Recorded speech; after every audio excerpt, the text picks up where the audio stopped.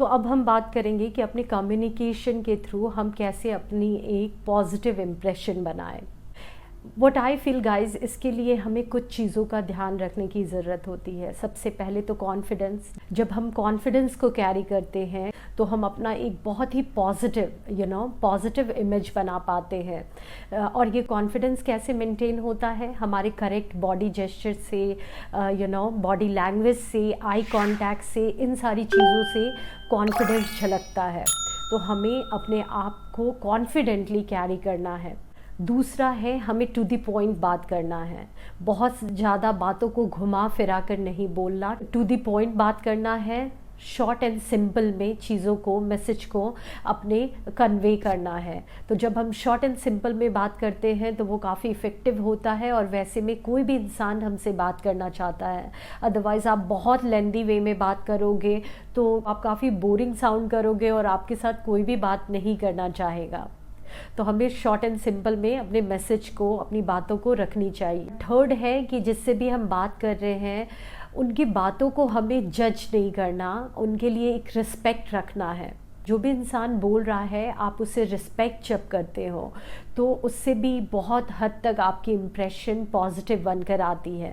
ये रिस्पेक्ट कैसे दिखता है? जब आप उनकी बातों को बीच में इंटरप्ट ना करो, उनकी बातों को सुनो, वो जो भी बोल रहे हैं उसे बिना जज किए समझने की कोशिश करो।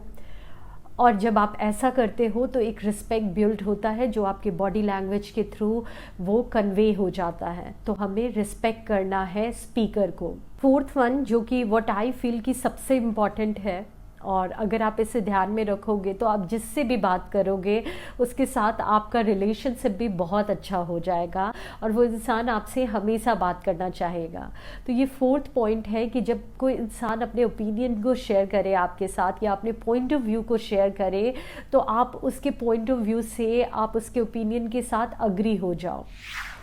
अब मैं ये नहीं कहती कि जो उसके बिलीव्स है, जो उसके थॉट है, आप उसे कम्प्लीटली अपना बना लो, लेकिन आपको एक पोलाइट वे में उस अपनी बातों को रखना है। फॉर एग्जांपल, अगर कोई इंसान अपने पॉइंट ऑफ व्यू को शेयर कर रहा है और आपके पॉइंट ऑफ व्यू उससे टोटली डिफरेंट है, तो आप टोटली उससे डिसएग्री होने की जगह कि I don't agree with you, ऐसा बोलने की जगह आप ये कह सकते हो, I respect your opinion, I can understand your point of view, but what I feel, अगर हम इन चीज़ों का भी ध्यान में रखें तो हम इस काम को कर सकते हैं।